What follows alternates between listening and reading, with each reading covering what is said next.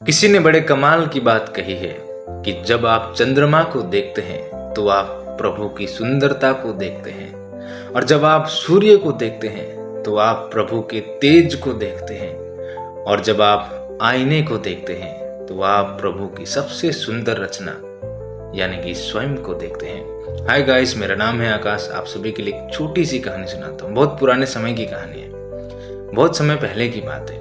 किसी गांव में एक किसान रहता था और वह रोज सुबह जल्दी उठकर दूर तालाब में स्वच्छ पानी लेने जाया करता था। इस काम के लिए वो अपने साथ 2 घड़े ले जाता था, जिन्हें वो डंडे में बांधकर अपने कंधे पर दोनों ओर लटका लेता था।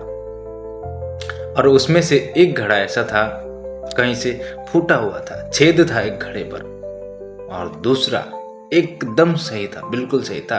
लेकिन इसी वजह से रोज घर पहुंचते पहुंचते किसान जो है उसके पास 1.5 घड़ा पानी ही बच पाता था। ऐसा 2 सालों से चल रहा था, और इसके लिए सही घड़े को इस बात का घमंड हो गया था कि वो पूरा का पूरा पानी घर पहुंचाता है और उसके अंदर कोई कमी नहीं है।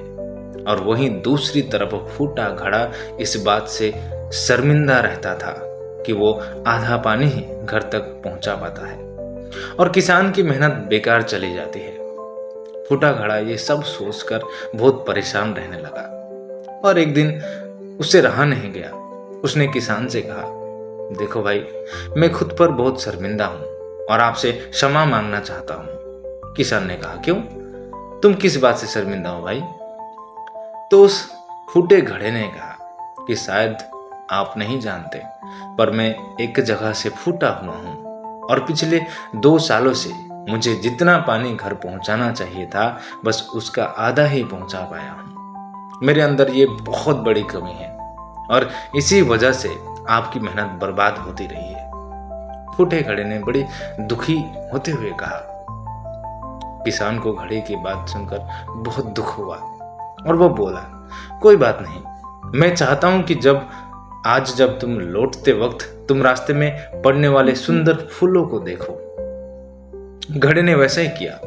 वह जब रास्ते भर सुंदर फूलों को देखता आया, ऐसा करने से उसकी उदासी कुछ दूर हुई, पर घर पहुंचते पहुंचते फिर उसके अंदर से आधा पानी गिर चुका था।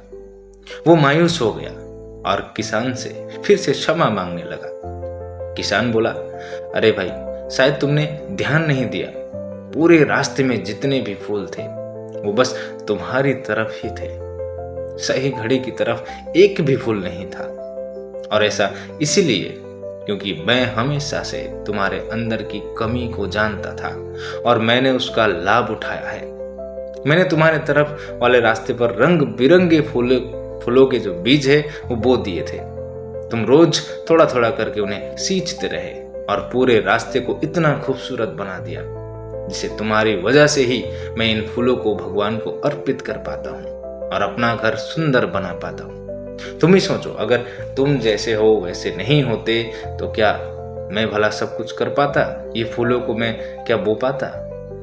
बड़ी छोटी सी कहानी है दोस्तों। हम सभी के अंदर कोई ना कोई कमी होती है, पर यही कमियां हमें अनोखा बनाती है। उस किसान की तरह हमें भी हर किसी को वो जैसा है वैसा ही स्वीकारना चाहिए और उसकी अच्छाई की तरफ ध्यान देना चाहिए।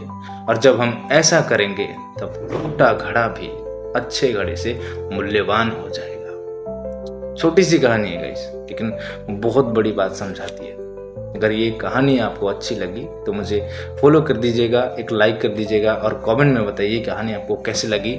इस कहानी को अपने दोस्त और अपने परिवार में शेयर जरूर करिएगा। मिलते हैं अगली कहानी के साथ, तब तक के लिए बाय बाय।